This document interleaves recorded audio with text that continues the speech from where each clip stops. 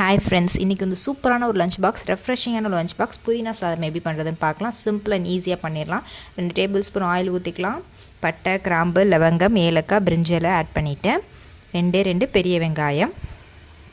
பெரிய வெங்காயம் நல்லா வதக்குனதுக்கப்புறம் ஒரே ஒரு தக்காளி, 2 பச்சை மிளகாய்.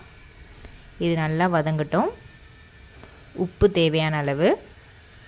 இது வதங்கிட்டுருக்க கேப்பில் இதுக்கு ஒரு பேஸ்ட் அரைச்சிடலாம். 4-5 சின்ன வெங்காயம், 4 பல் பூண்டு, 2 இஞ்சி, கொஞ்சமாக தேங்காய், 3 பச்சை மிளகாய், புதினா, கொத்தமல்லி இதெல்லாம் நல்ல ஒரு ஃபைன் பேஸ்ட்டாக அரைச்சிட்டு அதை வந்து இந்த மிக்சரோடு ஆட் பண்ணிக்கலாம்.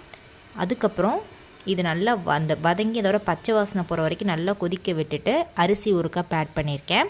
இந்த அரிசியோடு நல்லா மிக்ஸ் பண்ணிவிட்டு 1க்கு 2 கப் தேங்காய் பால், நான் வந்து 1 கப் தேங்காய் பால் 1 கப் தண்ணி இந்த மாதிரி ஊற்றிருக்கேன். சூப்பரான புதினா சாதம் 3 விசில் வந்தோடனே ரெடி ஆகிடும். இந்த